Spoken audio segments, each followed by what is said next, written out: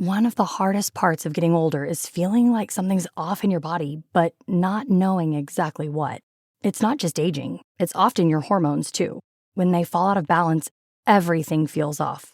But here's the good news. This doesn't have to be the story of your next chapter. Hormone Harmony by Happy Mammoth is an herbal formula made with science-backed ingredients designed to fine-tune your hormones by balancing estrogen, testosterone, progesterone, and even stress hormones like cortisol. It helps with common issues such as hot flashes, poor sleep, low energy, bloating, and more. With over 40,000 reviews and a bottle sold every 24 seconds, the results speak for themselves. A survey found 86% of women lost weight, 77% saw an improved mood, and 100% felt like themselves again. Start your next chapter feeling balanced and in control. For a limited time, get 15% off your entire first order at happymammoth.com with code NEXTCHAPTER at checkout. Visit happymammoth.com today and get your old self back naturally.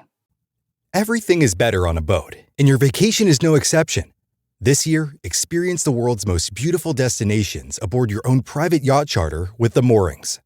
Our fleet of modern, custom-designed yachts is just one reason we were recently voted Best Caribbean Yacht Charter Company by readers of Caribbean Journal. So when you next explore the Virgin Islands, the Bahamas, or elsewhere, don't accept anything less than the Moorings. Your vacation time is precious, so make the most of your freedom on the water. Book your perfect charter at moorings.com. Nothing less than the Moorings. Coming up on episode 281 of Wheel Bearings, we've got the Ram 1500 Rebel, the Mazda 3 Turbo. Buttons are better than screens. The rotary is finally back for the Mazda MX-30 plug-in hybrid. Toyota powers an AE86 with hydrogen. Mercedes is looking to ditch Mercedes wants to ditch its EV badges. We've got the winners of the North American Car, Truck, and Utility of the Year award. The Corvette E-Ray is finally real. And I've got a conversation with Sanjay Ravi, the general manager of automotive and transportation at Microsoft, to talk about the metaverse. All that and more coming up next.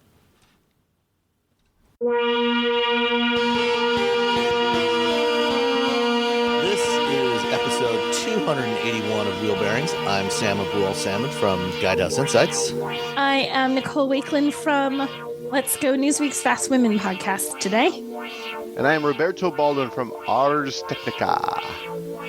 And Nicole, actually just saw you here in town a few days ago. You managed to get successfully exit Detroit after the North American Car and Truck of the Year awards.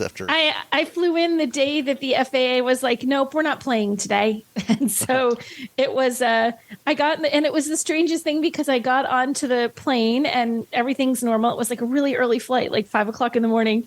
And I sit down, I'm all ready to go. I got my little Diet Coke. I got my laptop open. I plug my little thing into the back of the headrest so I can watch the news. And it's like, flight's grounded. I'm like, wait, we did take off, right? I'm looking out the window. I'm like, nope, we're in the air. So I don't know how we You were one of the last ones to squeak out there. I swear we must have been like, let those guys take off. She needs to hand out an award. Okay, now shut it down. And then they opened it back up sometime while I was in Detroit. Yeah, I got home no problem. I went to hand out the North American Truck of the Year, which I think no one was surprised to see. It went to the F-150 Lightning. That was my job. Come on. Well, it was an odd year particularly for the truck category, because for North American Car and Truck of the Year, Car, Truck, and Utility of the Year. Yes. They have the three categories, and this year there were literally only 3 trucks, and if I'm not mistaken, I think the third entry in there, they kind of had, under normal circumstances, they might not have included the 2022 Chevy Silverado because it was just kind of a mild mid-cycle refresh.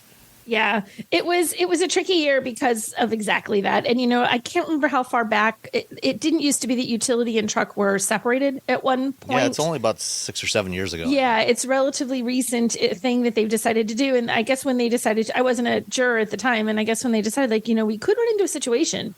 It's not always all new trucks, enough new trucks to do this. They're like, no, we think we'll be fine. And we're like, well, this year's going to be a little bit weird, a little bit, stretching things a little bit.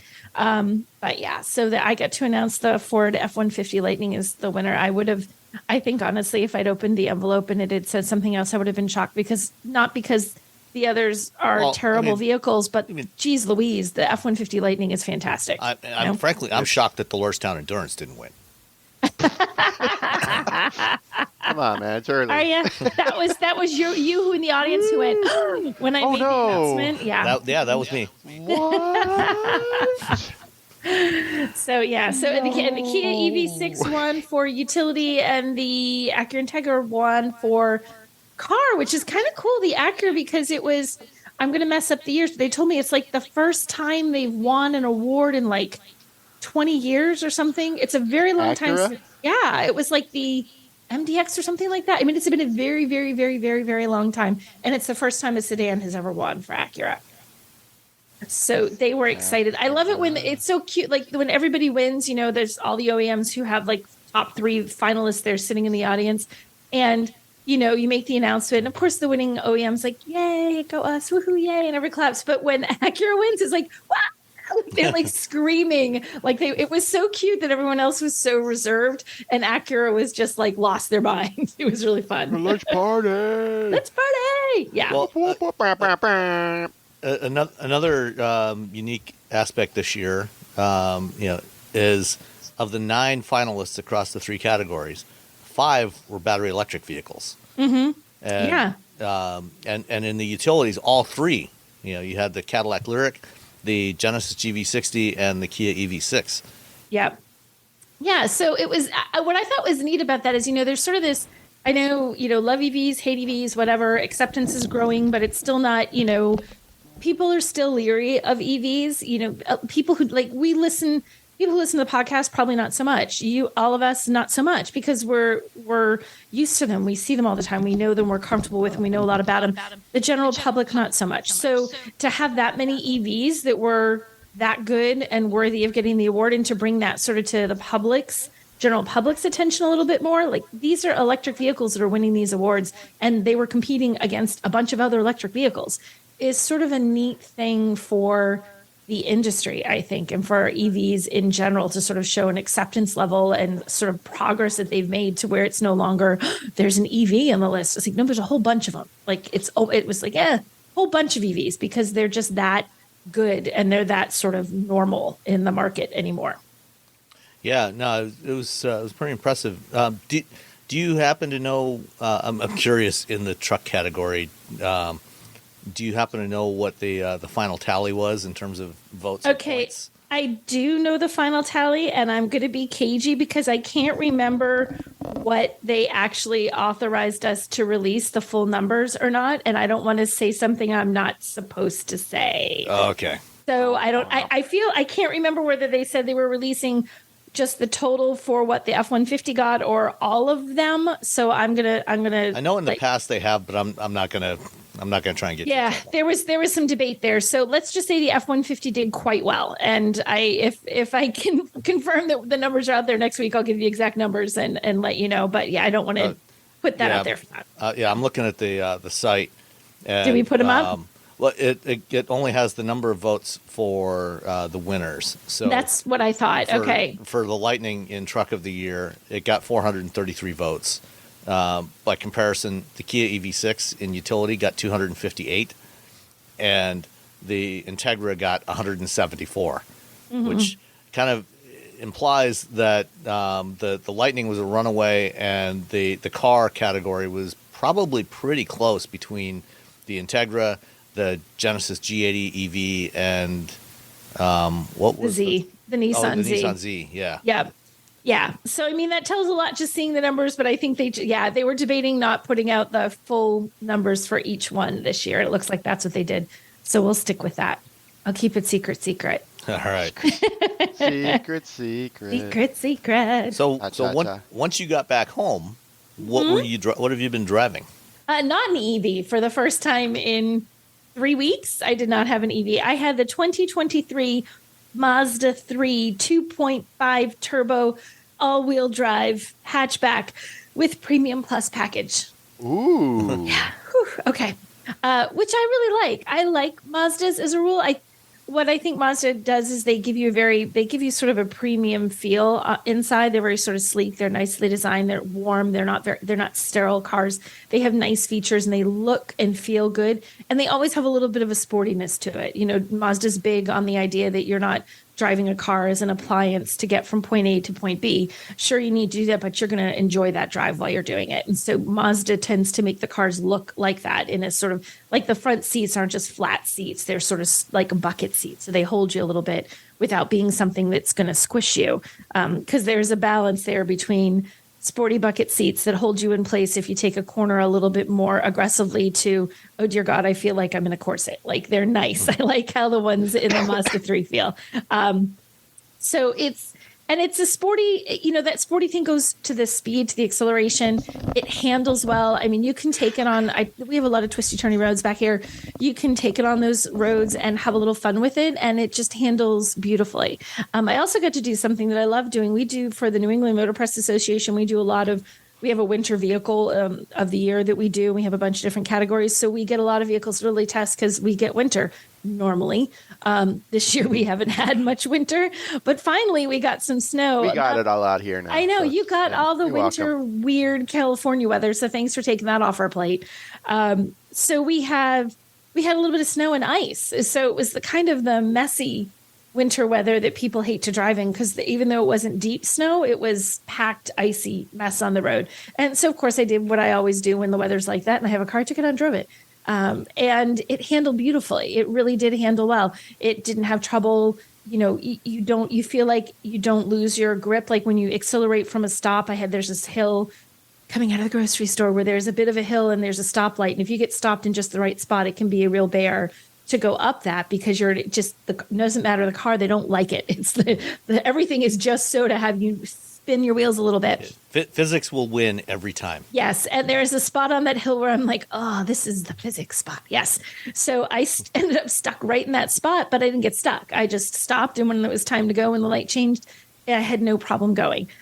No wheel slip at all. And I could see other vehicles around me spinning their tires trying to get up this little hill. Was it on winter tires or all seasons? I was just going to look and see. I don't know whether on winters or all seasons, but I mean, I've done it in my own car in winter tires. I've had winter tires spin on that stupid hill. Nope,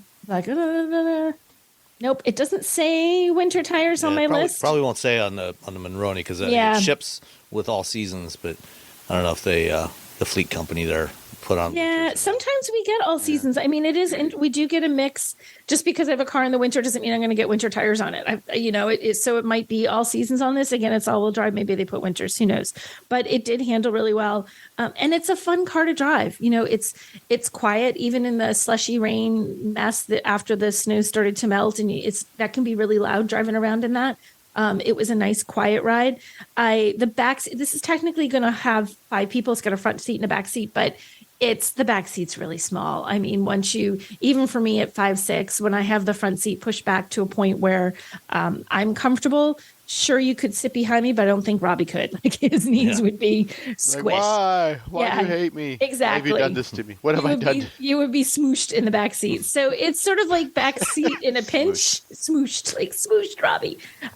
So it's not something, if you're going to have people in the rear seats a lot, that you really want to consider this. It's just a little bit too small. Even kids, like, the thing is, you think when you have, and my kids are long grown, but when kids sit in car seats, people seem to think, well, I can get a really small car because they're in a car seat. But have you ever seen where the kids' feet actually hit in a car seat because they're up higher and they're not down low? They will actually be like, the toes of their shoes are right against the backs of the front seat. So it almost squishes their little feet too. So it's really something to consider. Like, okay, I have kids, doesn't matter. No. Put your kids in the car seat in the back and see if they still sit, or if the way they are, that might actually be worse for them than for Robbie, potentially. And also kicking. Yes, the kicking, and how much you value your back seats looking like whatever, the backs of your front seats looking like whatever your kids last walk through, whether it's mud or grass or salt or snow or whatever, just being coated on the backs of those seats. Get the thing, like, we have this for our dogs. It's just a big thing we bought that just covers the entire back seat. There is, and it still has all the holes for the seat belts and stuff. So when so you they can, like, do latch make your those. dog I know in, people have those. You but should get that for your kid. but a kid, somehow they have them you can put over the seat backs, and you can put them like over the seats. But from experience with other parents, where the spots where the little things, the holes for the seat belts and everything to come through, you'd be surprised the amount of kid food and gunk that can just go directly into that little spot. So when you do take that off, it's now like it's all been concentrated right there. Cheerios find a way is what you're telling me. Yes, Cheerios like once you latch them in, just tape it all in. I know, just like duct tape it entirely. Kid detritus will land somewhere. Yes, somewhere. No matter what you do, the one spot put a bucket you haven't protected is like there's 1 square inch of the entire car that is revealed. That is exactly where all the nastiest stuff is going to go, right to that. That's where they're going to vomit. That's like, how did that even happen? That. Yeah, it's going to be like on the front of the car. How did they get that up there? Well, you didn't cover that spot. Kids find a way. Yeah, and I still am not, I'm not keen on the spinny dial for the Mazda infotainment system. I find it a little wonky to operate. Not my favorite infotainment system feature. I feel like I fight with it every time. And I say all the time, I know Mazda says that after a very short time that owners get very accustomed to it and they love it and say it's not a problem, it becomes super intuitive. In the many times I've driven a Mazda, I have yet to reach that level of intuition. So it does not get easier for me. I'm stuck at a certain point, and that's where I apparently am going to stay. And that's, also most people are plugging their phones in, so it becomes very like,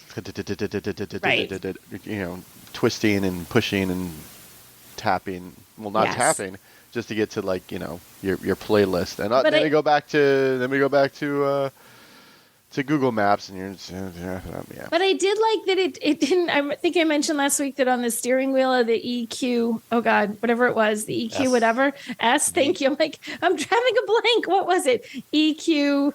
S last week, that it has little tiny touch pads like the size of your pinky nail that you can swipe your finger back and forth to change the volume. And I kept like turning the steering wheel and I would accidentally brush it and turn the volume all the way up and scare the daylights out of myself.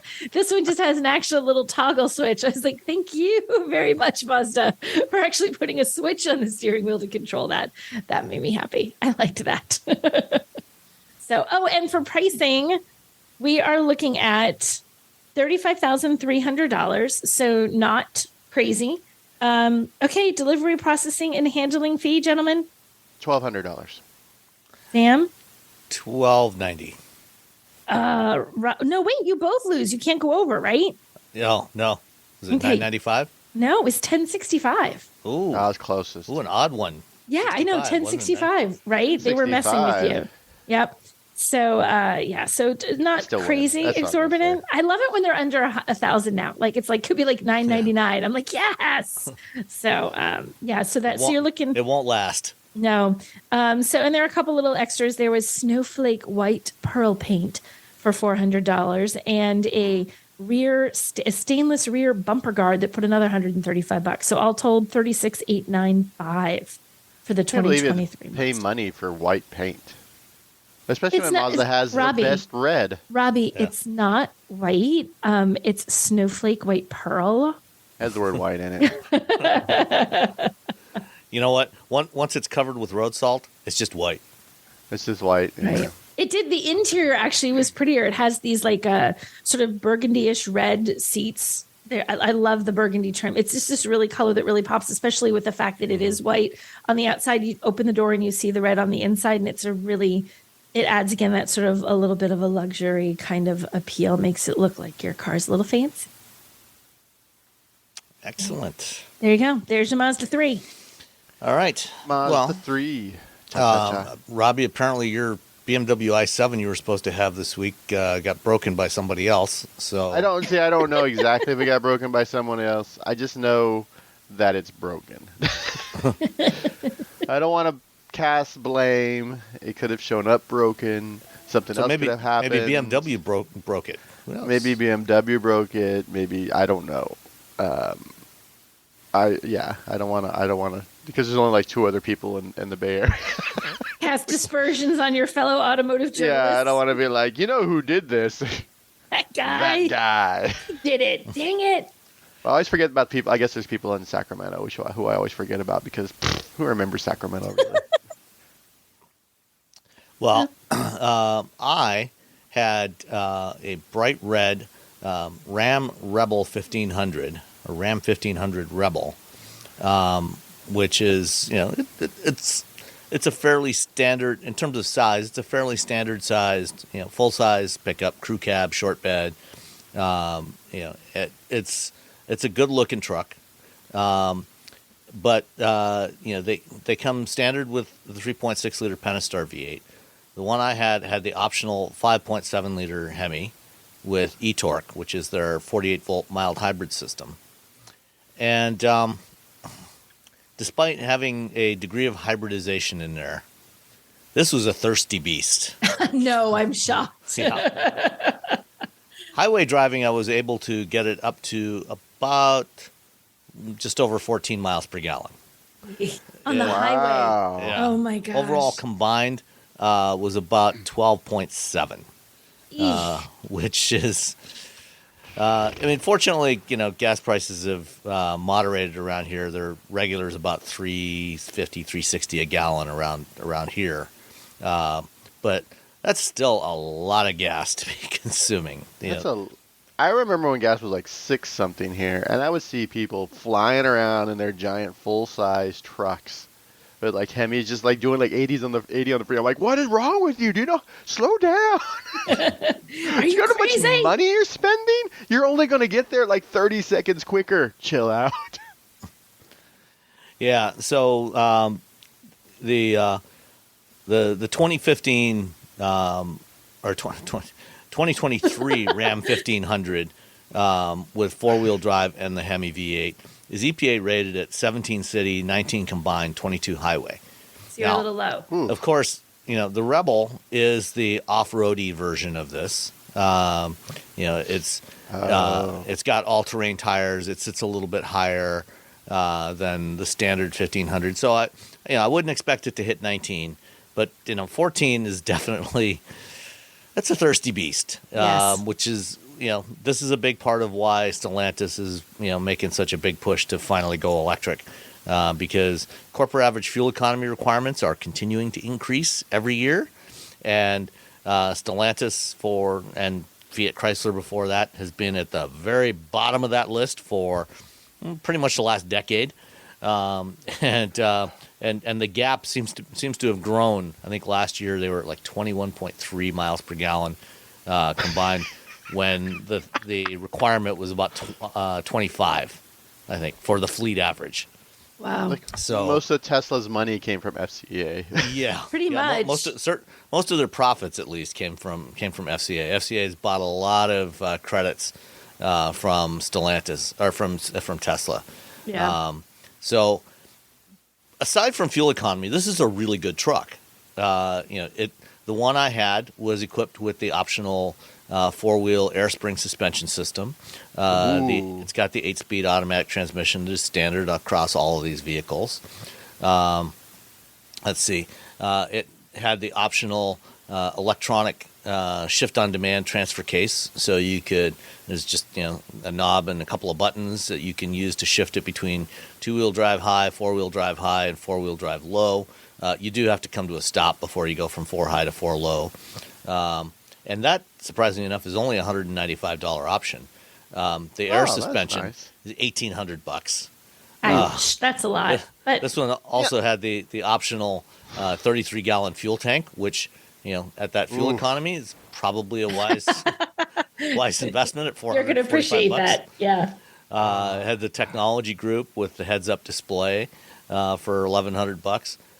The night edition for $1,895, which gets you a black Ram grille, 18-inch gloss black wheels, and a black front bumper with black plate, and matte black grille with Ram badge, which it says twice here. So you get the black Ram. Oh, you get the Ram grille, the black grille badge, and the matte black grille with Ram badge for $1,800. I'm sorry, who's on first? Okay, if you say so. Grill, vamp. Okay. I didn't have the advanced safety group, so no adaptive cruise control or lane keep assist, but it did have the big 12-inch Uconnect touchscreen system and the GT package for $3,000. All in, well, first, let me just say, like I said, this thing actually has surprisingly good ride comfort considering the off-road capability that it has. It didn't have any kind of running boards or step up, so you pretty much, even for me, I was grabbing the either the steering wheel or the grab handle on the A-pillar to climb up into this thing. But the seats are really comfortable. There's a ton of room in the back seat. It's like limo-sized room in the back seat of these modern crew cab trucks. So you can just pick people up to help you pay for gas. They're like, hey, you need a ride somewhere? Give me $10, I'll give you a ride. Or you put your kid seats in there, and there is no way that unless your kid is exceptionally tall, that they're going to be kicking you in the back of the seat, because we're talking a large amount of room there. It's slightly roomier than the Mazda 3. It is. You could put a Mazda 3 you could pretty much put a Mazda 3 back in there. In the back seats. Just tuck it right in there. Let's see what else. This one also had the trifold tonneau cover, the spray and bed liner, all kinds of other stuff. It feels very premium inside, and the Ram trucks for a long time have had a premium feel that you just don't get from GM or Ford or Toyota or Nissan. It feels more expensive. And they ride so much nicer than they really do. I mean, as a daily driver, I think I would probably prefer to have a Ram truck over anything else, just based on the ride quality. Although it will use more fuel than any of the competitors. So you'll be comfier and riding in a nicer vehicle, but you'll pay for it. Yes, 30 miles an hour everywhere. If you want one equipped like this flame red Ram Rebel that I had, oh gosh, you're looking at $80,555. Ouch! Oh, trucks are so expensive. Ouch. Just buy a Maverick. I'm just going to keep saying. Yeah, no, you're absolutely. I mean, you could buy 4 Mavericks for the price of this thing. 4 Mavericks. Get one cheap Maverick, and then one really expensive Maverick, and then a Honda Accord. I guess you could get 3. You could get the base XL hybrid for great fuel economy. You could get the fully loaded Tremor, and a mid-level XLT. So no matter what kind of mood you're in, you'd have a Maverick that fits your mood. Could just pick the Maverick for the moment and still come out ahead on price. Right. And between the 3 of them, you've got more payload than this truck has. That's true. Just hook them all up together. Yeah. Well, no, I mean, just distribute the payload across the beds of the 3 trucks. Just just a tow bar for each. Get 2 tow bars. What are you doing? I'm taking my choo-choo train, Maverick choo-choo train to the to the Home Depot. Well, no, I think in terms of towing, the Ram would probably still beat it. But just payload, for your bags of mulch, you could distribute bags of mulch across the 3 Mavericks and be able to carry more bags of mulch than you could put in the Ram. So for the same price, you get more mulch carrying capability with 3 Mavericks than you do with a single. And if you just take one Maverick to the Home Depot and you have to go back and forth 3 times, you still will save money. You're still going to get out ahead on gas. Yeah. Exactly. Yes. Yep. Any guesses on the delivery charge? Oh, $17.95. Oh, I was going to go $12.95. It's actually $18.95 now. Oh yeah! Wow. Yeah.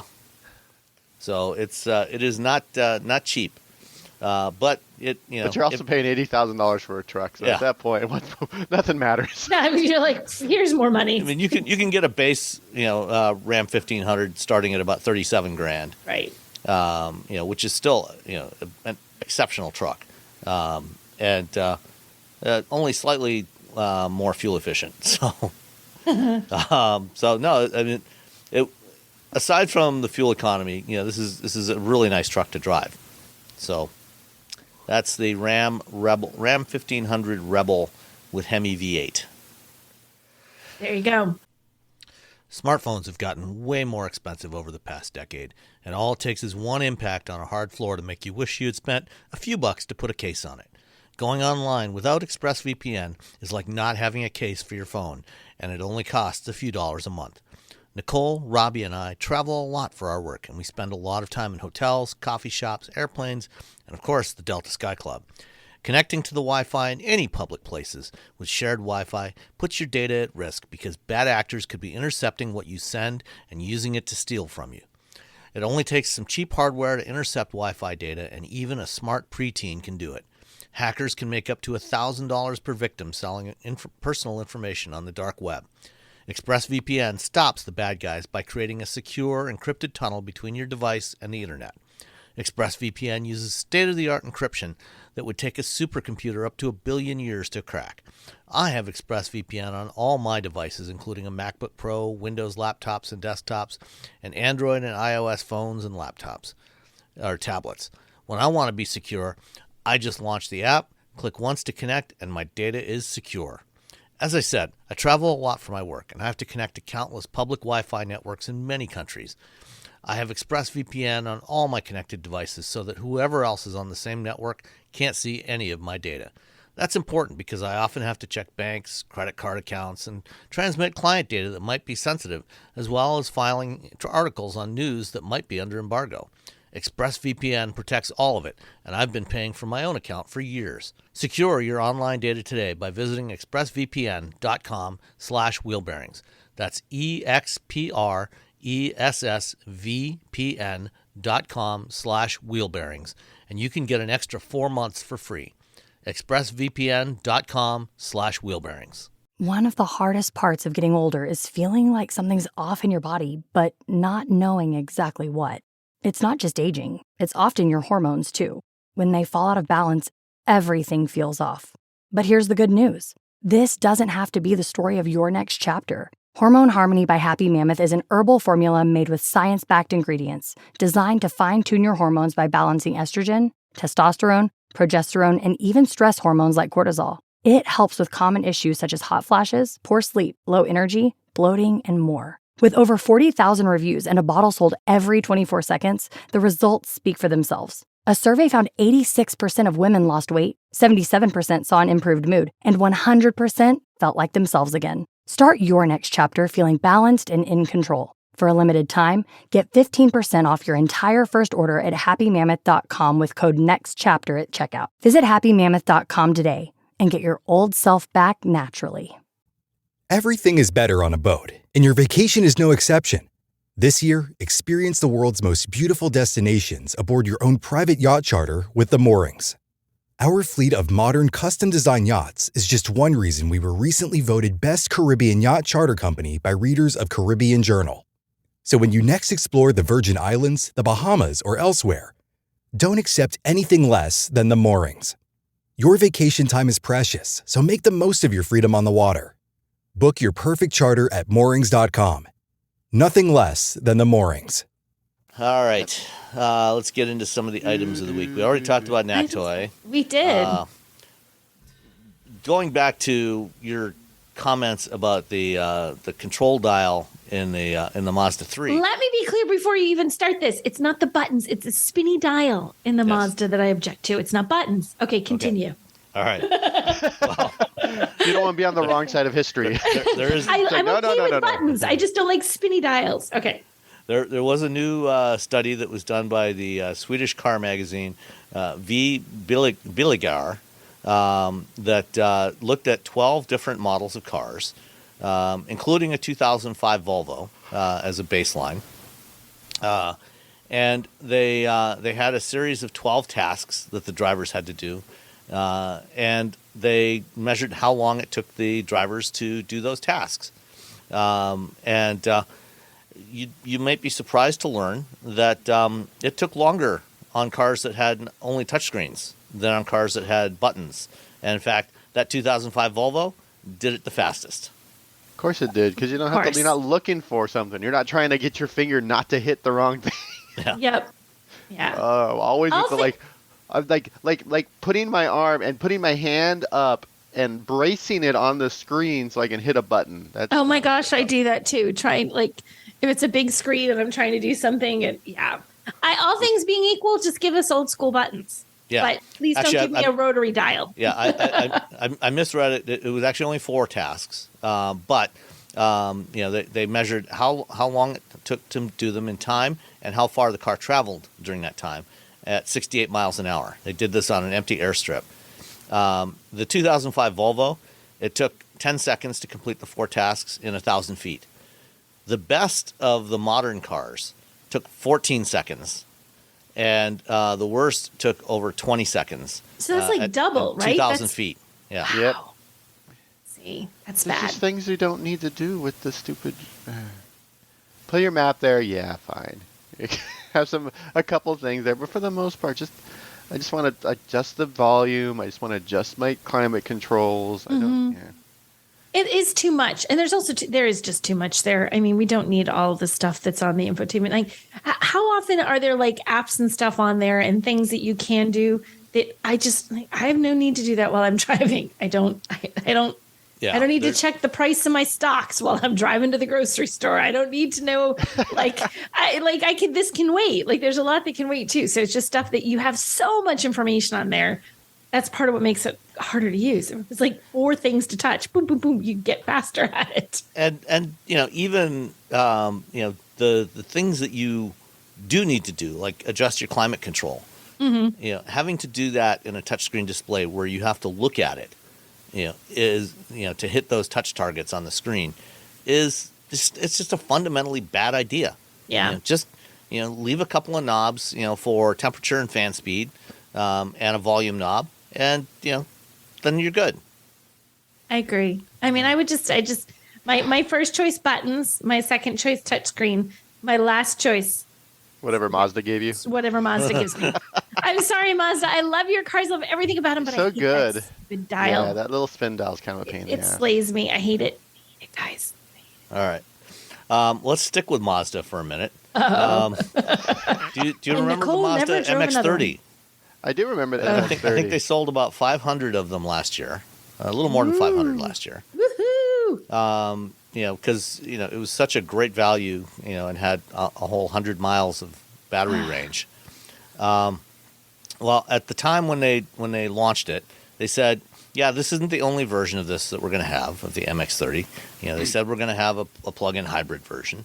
And, it's been rumored for many, many, many years that Mazda would bring back the Wankel rotary engine for its upcoming electrified vehicles. And now they've finally done it. For now, it's only available in Europe. There's no indication of whether we'll ever get it here in the U.S., or even if we'll ever get any more MX-30s here in the U.S. But I believe they are going to ship some more MX-30s here. And actually, there are going to be plug-in hybrids from Mazda on other models coming here this year. In fact, I'm not sure if this is one of them. But they brought back the rotary as a range extender for the MX-30. Strangely, what they did, it's an interesting configuration because the nice thing about a rotary engine is it's really power dense. It's really compact for the amount of power it produces. And so the way they've got this packaged, they've got the drive motor, they've got the gears, the final drive ratio that sends the torque to the wheels. There's the generator, and then there's the rotary engine on one end, and these are all in line together, and it all fits in there, in less space than a normal internal combustion engine would take.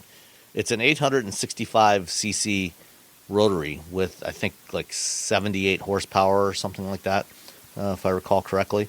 So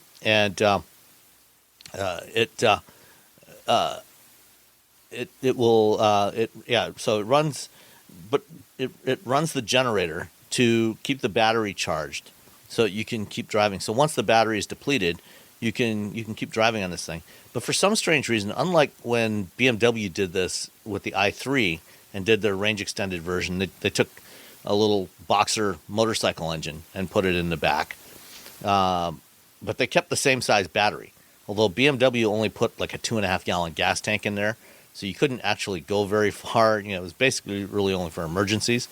Yeah. For some reason, Mazda cut the battery size almost in half for this thing, for the MX-30. So it went from a 33 kilowatt hour battery to only 17.8 kilowatt hours, and it's rated at, I think, like 85 kilometers of driving range. So a little over 50 miles of driving range. So you went from 100 to 50 miles of electric driving range. And now you have the rotary to keep it going. Although at least it's got a 10-gallon gas tank. So, I don't know. Any thoughts on this thing? Is this going to save the MX-30? No. No. It's not a fun. It's not. It doesn't feel like a Mazda. That's the thing. Where I think you guys asked me a while ago, like, what's the difference between, like, why is the M30 not work, but the Mini SE works? I mean, because the Mini SE feels like it's a fun car. It feels like a Mini. The MX-30 just feels like something Mazda threw together and didn't give any. They didn't put that Mazda-ness in there. Yeah, I think the same thing. I just don't think it doesn't have the fun of a Mazda. It feels like they just, okay, we got to do this, so we're going to do it. Here you go. We did it. Yeah. Which is sad. It is. I like the little cork. I like the cork interior, even though eventually it's going to be like a dirty cork interior. Yeah. Oh my gosh, it's going to be so just like filthy. that little thing. I'm like, oh, and it has a little suicide door in the back, and I'm like, oh, it's like the i3. It looks so cute. It looks really cute. Just don't let your kids inside this thing. Yeah, your kids are going to destroy it. It's got like felt, kind of like that felt sort of bits in there, and it's got cork bits in there, and it all looks beautiful. And you know how you're talking about the kids and the sticky fingers and the getting stuff everywhere? Nightmare fuel this car if that's your problem. Yeah, I mean, the designers probably had a great time with this thing, but from a practical standpoint, as an owner, it might be maybe not so great. Yeah. All right, let's move on then. Toyota's got another different solution. They've been experimenting. I mean, Toyota's been big on hydrogen fuel cells for a long time, and they're still pushing that with the Mirai and with heavy trucks. But the last year or two, they've also been playing around with internal combustion and hydrogen. They've had a GR Corolla that they've been racing in Japan that runs on hydrogen. It's fueled by hydrogen. And now they have built an old. They got an old AE86, which the old Celica coupe from the early '80s, I think it was. Yeah, I think it was early '80s. And they have outfitted it to run on hydrogen, and it still has the classic 4AG 4-cylinder engine in there. But they put a hydrogen tank in there, and it's burning hydrogen. So it's not a fuel cell. It is burning hydrogen. And what do you think about this idea? I remember the Hindenburg. No, I'm just kidding. Oh my gosh. No, I you know what? No, I trust Toyota to be able to build a car. It's not to explain. I mean, all cars are essentially you're making heat and energy in order to push it forward. So that wasn't a fair. It's still fun. It's a funny thing to say, but. In Japan and Korea, hydrogen makes sense. In the United States, still not so much. I would love it if we had a really nice hydrogen infrastructure, because then you're like, oh, I just plug it in, it charges up or fuels up, and then I get on my day, and the only thing I'm spitting out is water. But we don't. And Toyota hasn't done anything to make that network better, which is, you can't push it without, You gotta other than partnering, but not putting any money in. Partnering without any money is just like, hey, this is my friend Phil. He wrote a book. Oh, you're gonna help pay for? No. I just want to tell you about Phil and his book. Anyway, let me tell you about the Prius. Yeah, I think that like the whole hydrogen thing is like a nifty, cool idea, but. I mean, we can't even get the EV thing. Let's get that thing figured out, since we're kind of all in on that, I think, or most of us are, except for Toyota, who is very much like, no, we're not going just that route and only that route. It is not the future. There are other futures. So, I mean, I admire the idea of going to hydrogen, but there's still there's some issues there. We're up to 53 hydrogen stations in California now. Oh, wow. Well, never mind. Well, forget it. The problem solved. Problem solved.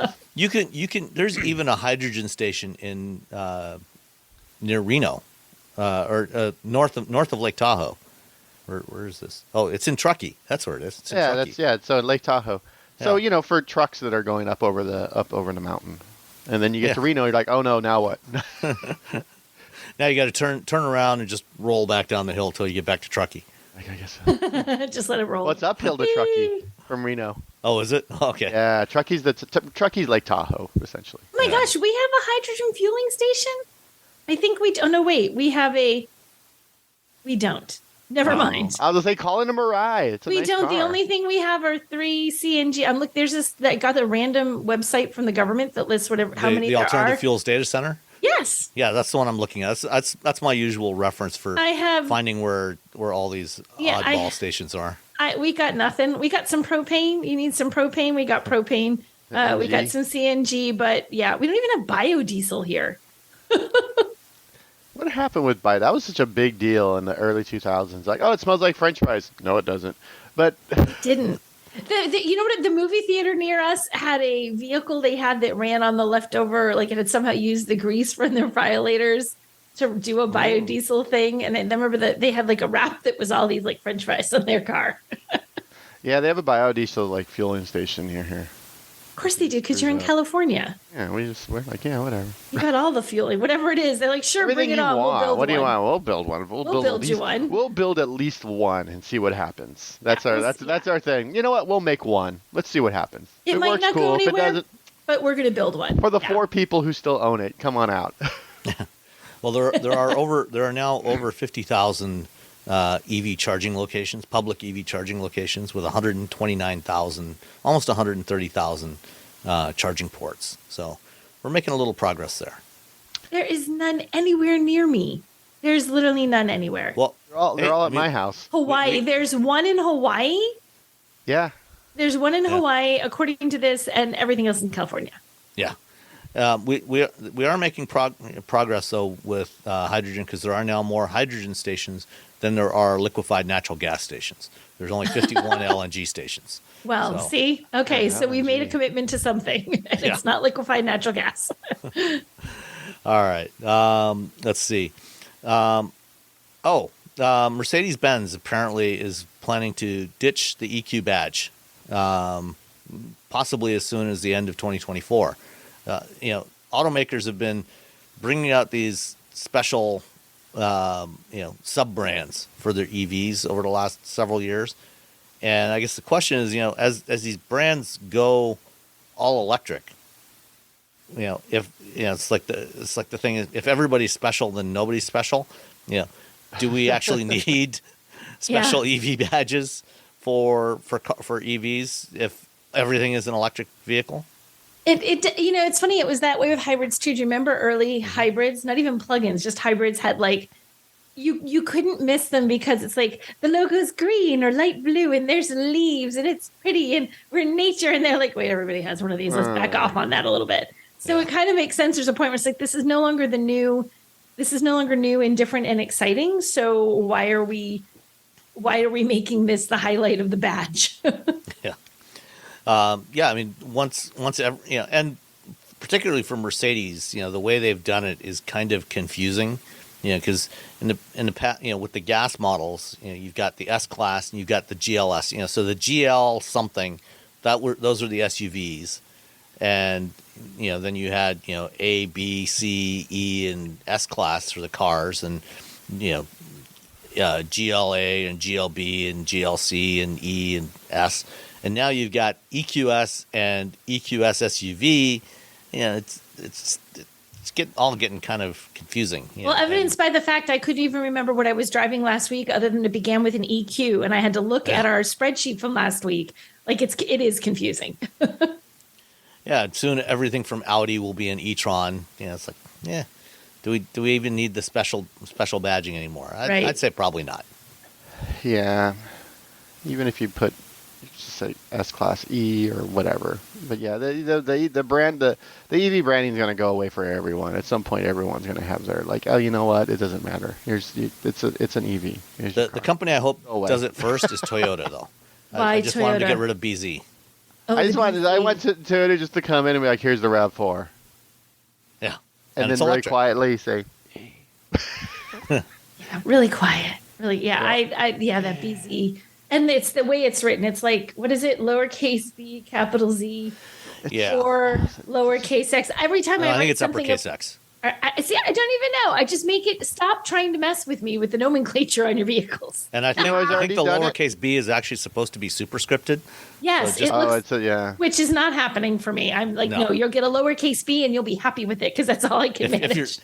You'll be happy if you even get that much. Yeah, right, exactly. and then Subaru's already done it. They're like Solterra. I know, Subaru. It's just a car. It's just a car, Solterra. I love it. It's the sun. It's the earth. It's an a EV. name people Everyone's can really remember. excited about it. We're sorry that Toyota didn't do a better job with it. Yeah, well, there's that. Yeah, details. Subaru knows of all the automakers, Subaru knows and connects with its drivers more than anyone, I think. Yeah, definitely. Solterra, I was like, yay! Here's a dog in the back. Woohoo! Just give him a puppy and everybody will love it. Yeah, just throw a dog in it, make an ad, call it love. There, you'll sell it. Love. Love, son, dog, sold. Yeah. All right. Speaking of knowing and connecting with its customers, Chevrolet.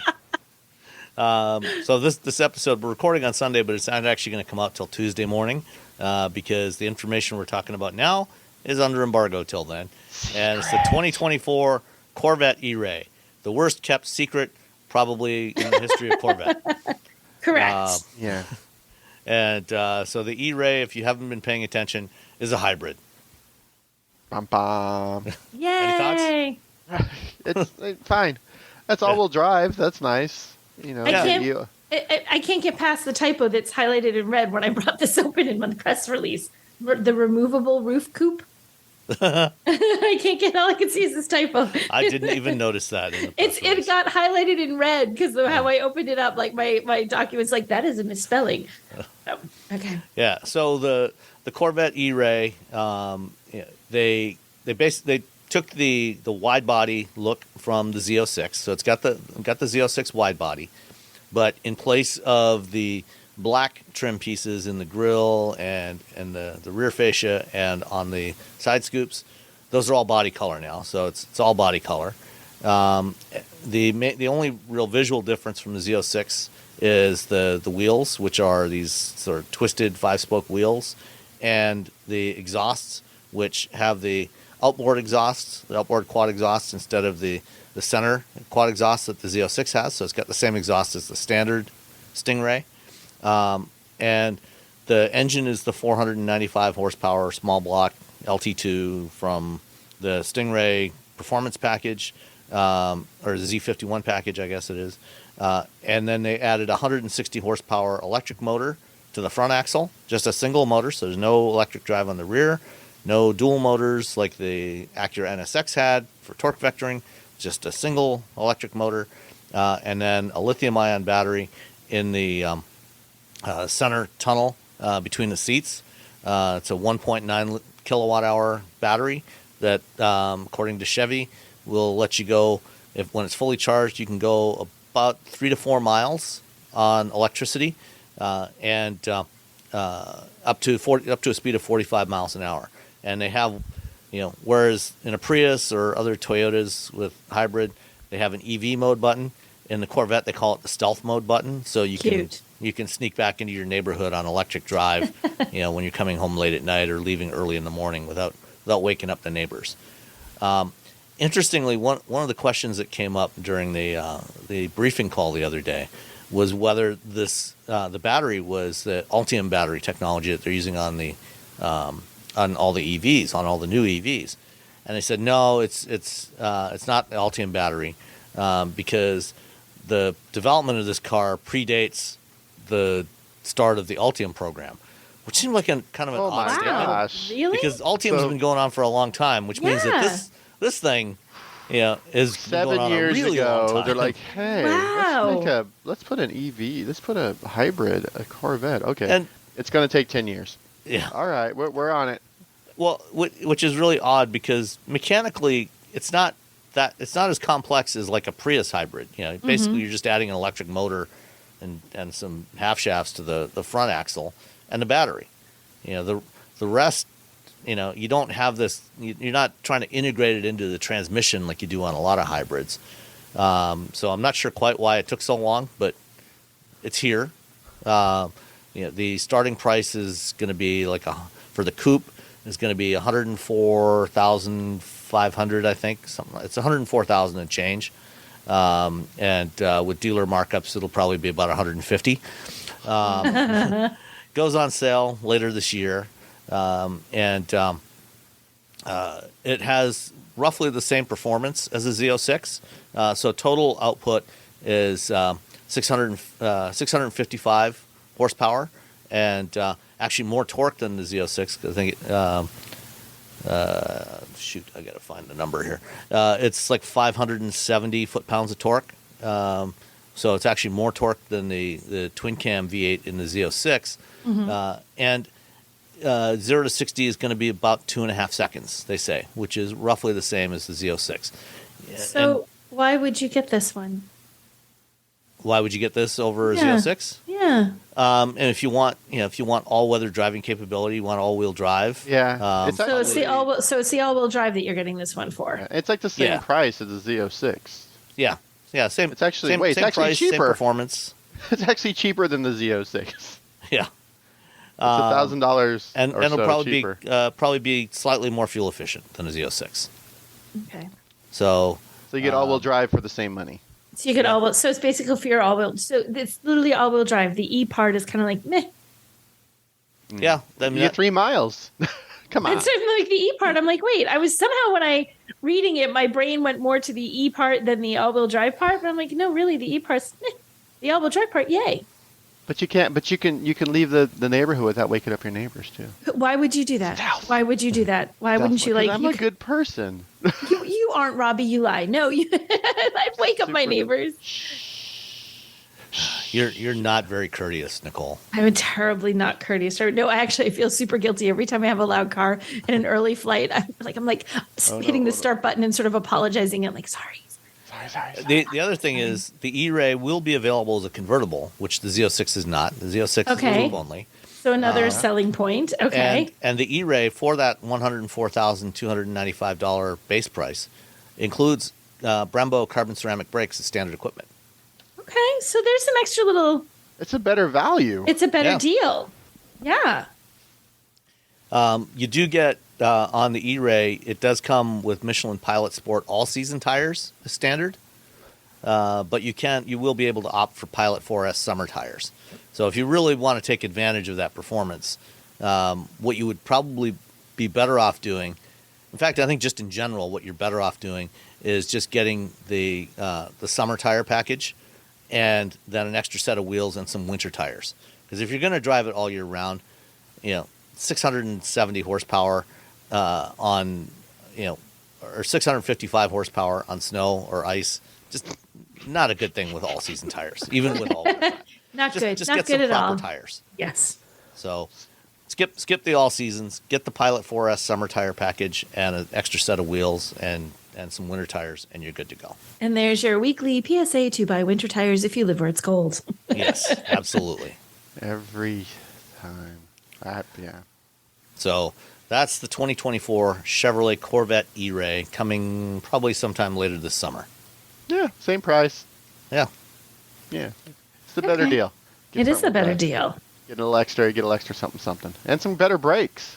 I'm a big fan of brakes. Braking is good. Braking is good. It's important stuff. Yeah, absolutely. All right.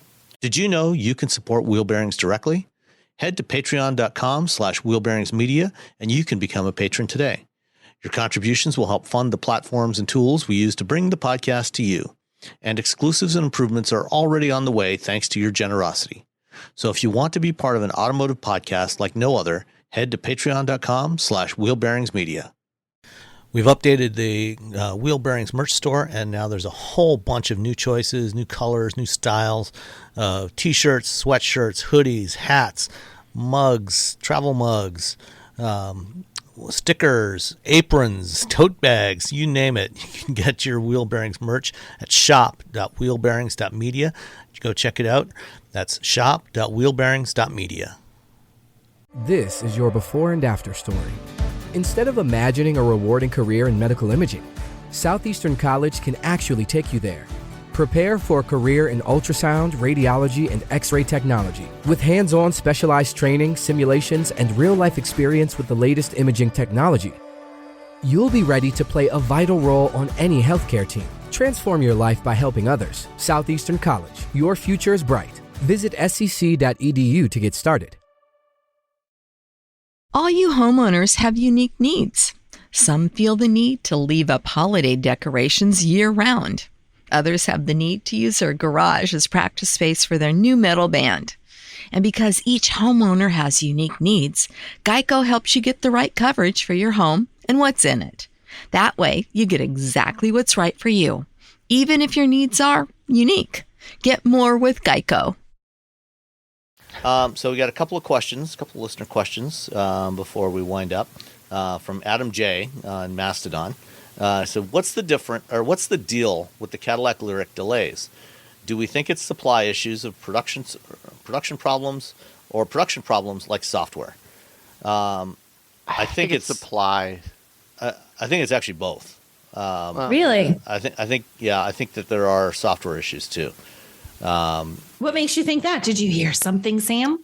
Nothing specific, but the Lyriq is the first of GM's vehicles to shift over entirely to a Qualcomm compute platform for the ADAS as well as the infotainment system. Okay. And they've basically had to rewrite the entire ADAS system, including Super Cruise, for this thing. And I know, when we did the launch drive program last June in Park City, Super Cruise was not functional yet. They had not pushed out that update. And they said at that time that it was going to be coming out later in the year. My guess is they're probably still having some issues with that, and they don't want to put too many of these out. I think they've only delivered, by the end of the year, they had only delivered something like 140 of these. And my guess is probably all of them are to GM employees. I would guess that none of these have gone to actual retail customers. They're probably still playing around with the software, trying to get the software right before they really ramp up. Plus, I know they have also had some issues ramping up production at the Lordstown Ultium battery plant. So that may be also a contributing factor. But I think the software is likely a bigger issue with the Lyriq. They probably don't want all the articles about software like that Volkswagen had to deal with. Yeah. Because once all those cars went out, and they were essentially telling people, "Hey, we know the software sucks. Just it'll be cool. It'll be cool." And it took like a year for everything to get fixed. And even without Super Cruise, when we drove it back in June, it had some pretty major bugs in the infotainment software and in the cluster and everything, and so I think I know that they've had some updates since then, but I would guess that there's probably still some issues that they're dealing with. And then the last question, also from Adam J, was just read this advice about not using your hazard lights in low visibility conditions. I must admit, it's the first time I've heard of this in 30 years of driving. Let's see. I had always been told that, actually. To not use your hazard lights? To not use the hazard lights when you're driving. And the reason I'd always been told that was one of those dadisms. I think it was one of those things my dad told me when I was like first learning to drive, that people do because they think you can, and I think that's kind of what this story says. You'll see me, the flashing light lets you see that I'm ahead of me if visibility is bad. But it also confuses people, and people think if your hazards are on, are you in the breakdown lane? Oh my God, have I veered into the breakdown lane? Mm-hmm. Like, are you stopped in front of me in traffic? It causes confusion, and it mixes people up to whether you're hitting your brakes, like are you slowing down and braking, or are you driving at speed with your hazards? It's supposed to confuse, and so that I had always been told no, and I knew that in some states it's actually illegal to do it. Yeah, I wasn't aware it was illegal, but it does make sense that you would not want to drive with your hazards on, because it would low be visibility. Yeah. And low visibility. If it's just like a nice day, it's a nice, beautiful day, and like you're having an issue, stay in the right lane, put your hazard on. Right, like if you're genuinely having a problem, yeah. If you're trying to, if you're like half a mile from a rest area or an off ramp, and you're creeping along slowly, trying to get to someplace safer. Then put your hazards on in that scenario. But if the visibility is that low that you need hazards, you should probably just be pulling over anyway. Exactly. Yeah. Like that's the other part of it. If it's so bad that you think people can't see you without your hazards on, then perchance you should get off the road. Find a safe place to wait out whatever the issue is. Don't deviate from what people anticipate. don't be the person who's like, oh, I'll just let everyone go at the stop sign. No, just go when it's your turn. Just, don't put your hazard lights in low visibility, because that's not what people are used to. They're used to seeing lights. Turn your lights on, which you should have your lights on whenever your windshield wipers go on or visibility goes low. But also, just drive. Yeah. Don't do anything weird. Don't be like, oh, I'm helping people. No, that does not help people. You're making predictable. Be predictable. Predictability is very important. And I know I don't know if I told the story. I had a friend on a motorcycle, and sometimes people are like, oh, just go. If you have a motorcycle and it's not your turn, you're like, no. You go, because everyone else at the stop sign or four-way stop is waiting for you. They're not waiting for me to go. And if you don't go, they're like, well, I'm just going to go, because it's not, don't just. And my friend, he would just take his hands off the motorcycle handlebars and just stand, just like, nope, and just put his hands on his hip until the person whose turn it was to go. My daughter's, it's her biggest pet peeve about, she goes to school in Wisconsin and she learned how to drive here in the Northeast.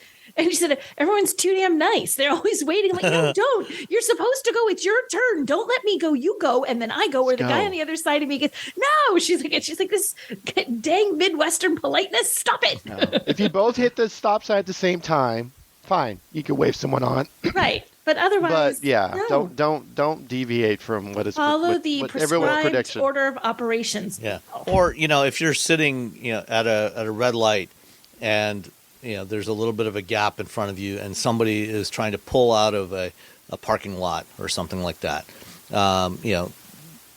Wave them in, give them the gap, let them slide in front of you, things like that. Though, that's perfectly okay. But if there's, in normal situations, like you said, like at a four-way stop or something like that, if you got there first, you go first. It's as simple as that. Yep. Do what people expect of you. And if two cars get to the intersection first at the same time, the one most furthest to the right gets right of way. They go first, and you go clockwise around the intersection. Mm-hmm.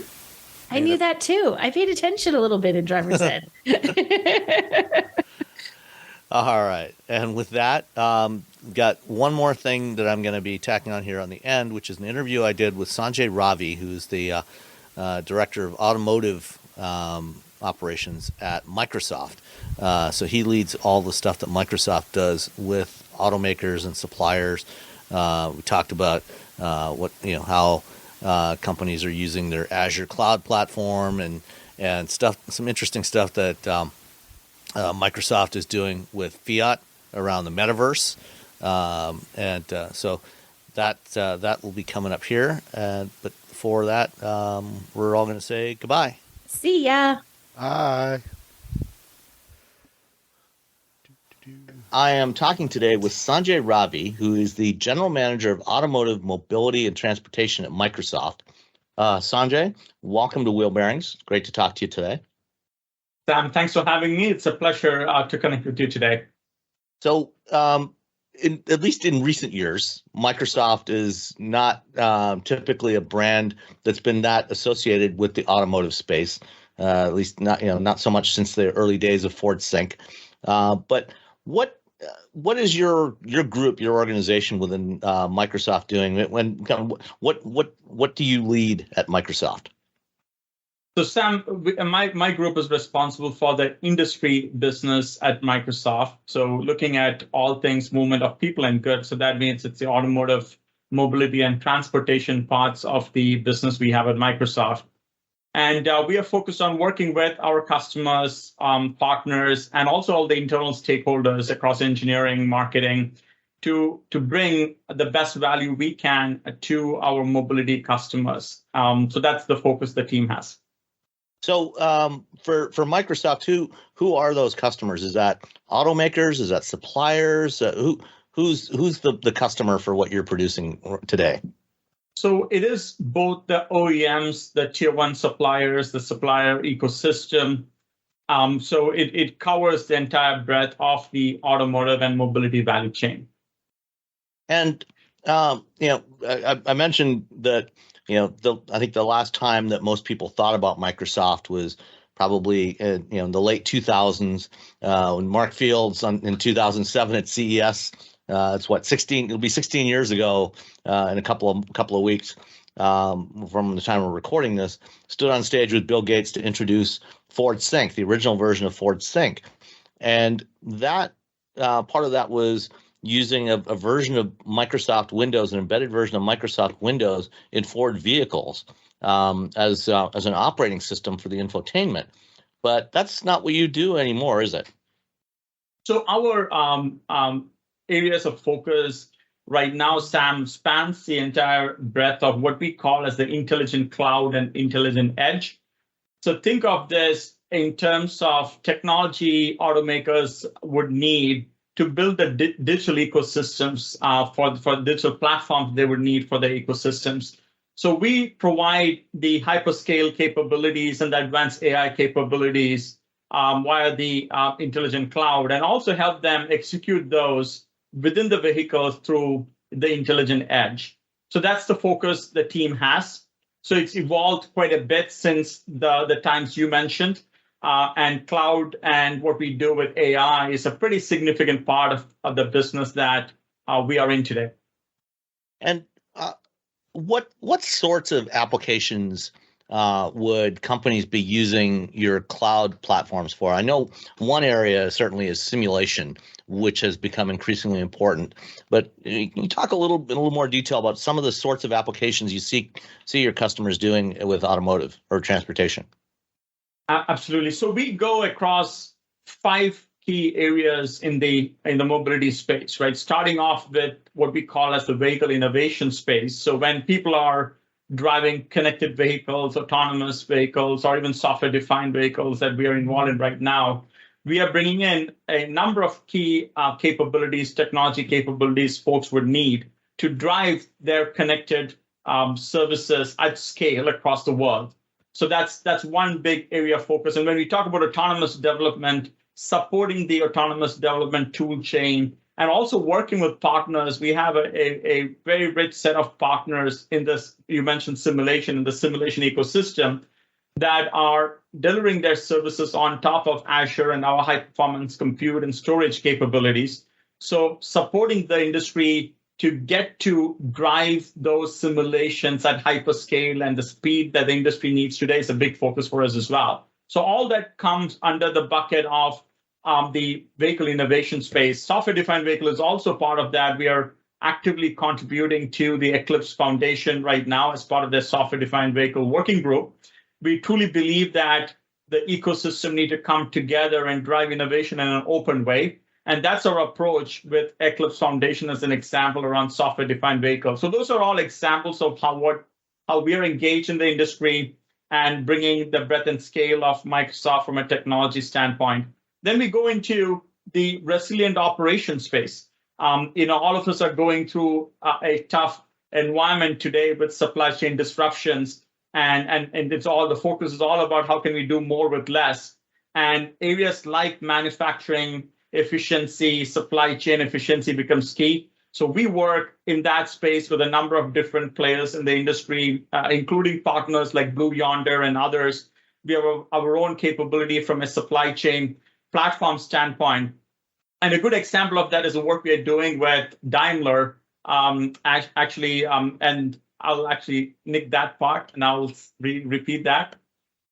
A good example of that is the work we are doing with Mercedes as part of their MO360 effort. We are working with them on the factories using AI and data capabilities that will help them reduce about 20% of the cost as part of their manufacturing and operations. So again, very important spaces where technologies like digital twin, IoT, and AI apply to bring those efficiencies on the factory floor can unlock a lot of value for customers today. Then the third area we focus on is around customer experience, where there's a lot of excitement going on today in terms of how can you support the entire customer buying process with AI and context-specific offerings, but also with immersive experience through mixed reality and the metaverse.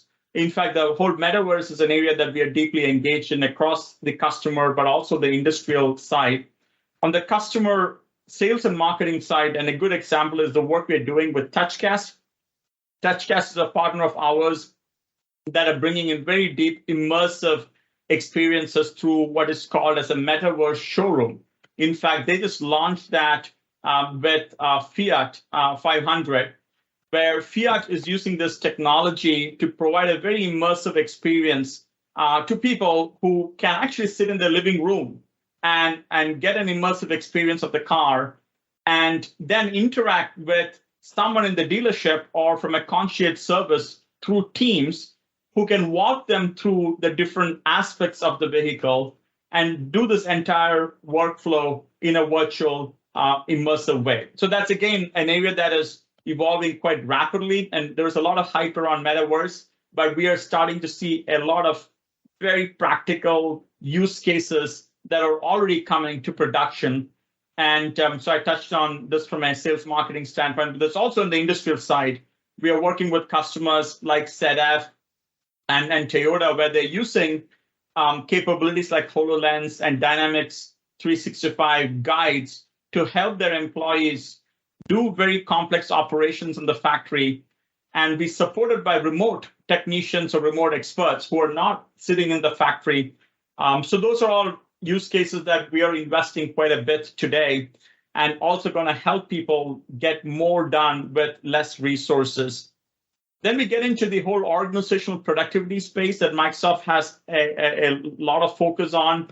And this comes across all the traditional communication and collaboration aspects of things. But one thing we are really seeing a lot of traction in the mobility space is to help end users build their own business processes in an agile way. And this is where capabilities like Power Platform come to play.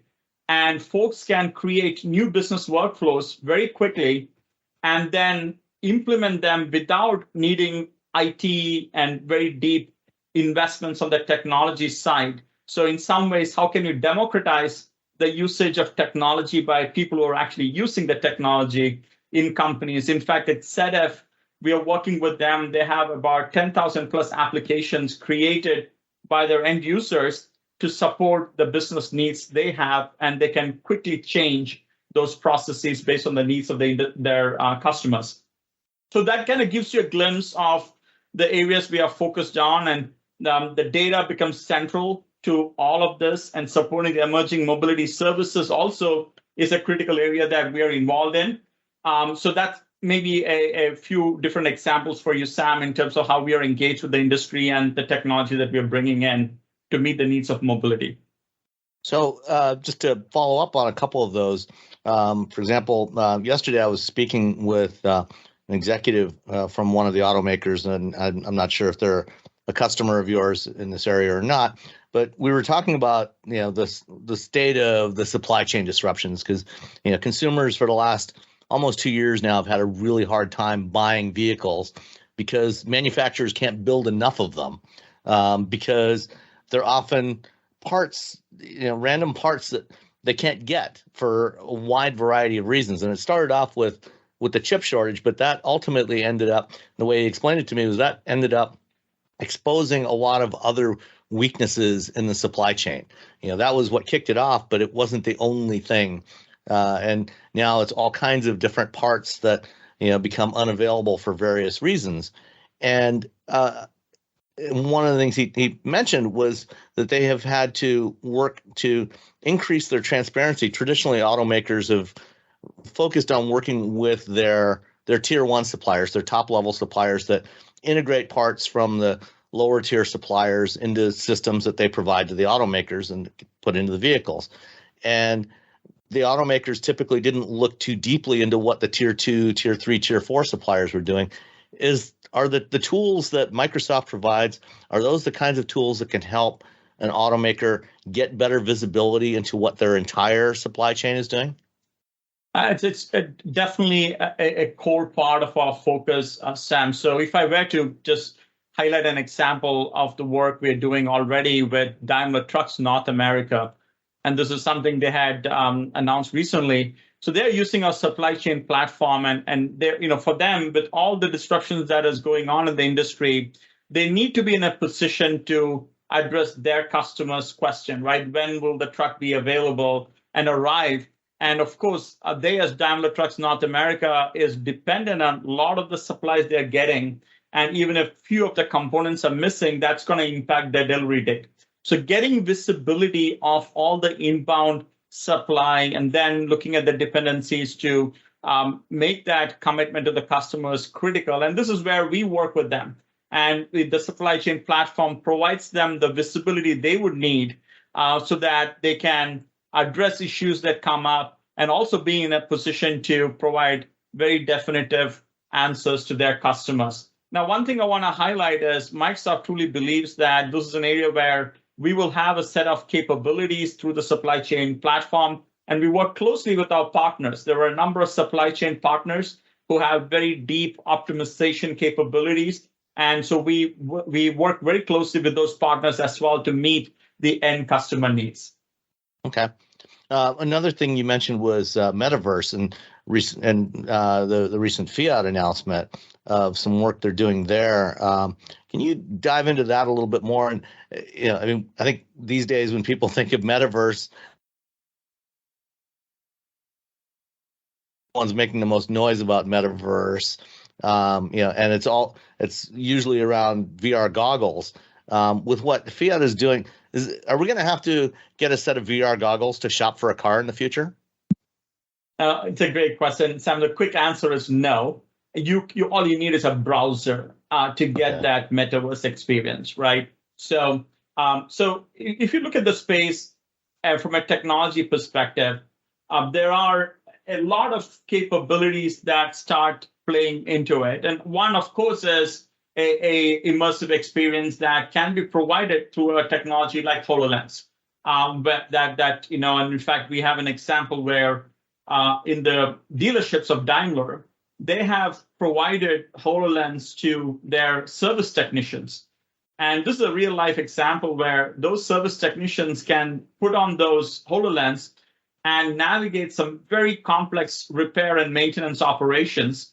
And where they're not clear, they can, through Teams, call an expert who might be sitting in Germany or Nashville or someplace, and then start showing them the problem that they're trying to address and get help and guidance. And the person sitting on the other side is seeing that immersive view as well, right? So, and it might be through a browser or through the Teams application. And this is a fantastic example of how Metaverse is enabling a very immersive interaction, solving complex problems that has the potential to completely revolutionize how people do their work, right? Because you're now able to get very deep experts to engage with you from remote locations to solve hard problems. From a sales, car sales standpoint, the example I mentioned with a metaverse showroom, you could have a metaverse showroom, and in fact, that's what we're going to share at CES, where you can come in and it's a showroom with a few walls, and through that, you get a very immersive experience of a car, and people can understand different features in much depth and then make those decisions.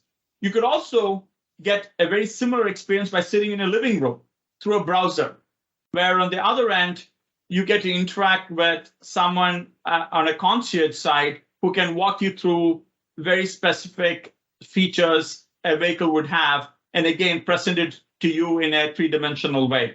So these are all examples of what I'm excited about the space is we are getting rid of a lot of constraints.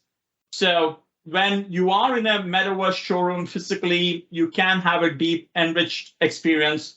When you're sitting in a living room, you can have a much more deeper experience than what you can today by looking into a browser. So those are all the things that we see evolving from a metaverse standpoint. And the last thing I do want to highlight, I mentioned earlier, is the industrial metaverse in use cases like the factory floor. Because now with digital twins, you're able to digitally represent a lot of the physical capabilities. And on one side, you can do a lot of simulation of different configurations of the factory floor and the machines and others on the digital side. But with capabilities like Microsoft 365, Remote Assist, and HoloLens, you are in a position to go through complex operations, training people, training new employees, with the experts not being in the factory. They can be anywhere in the world and train new employees on doing the maintenance and the repair operations in a very sophisticated way. So those are all the use cases that are being unlocked with Metaverse today. I think going forward as manufacturers start to introduce a lot more EVs and a lot of new types of vehicle architectures, that type of virtual training and support environment is going to be increasingly important to help the technicians in the shop understand how to fix and diagnose problems that they may not have seen before. So I think we'll probably see a lot more of systems like HoloLens and other devices, whatever's coming next in the coming years. As long as when we're buying our vehicles online in the metaverse, we don't have to go into a virtual F&I office and try to fight off the F&I guy that's trying to sell us extended warranties.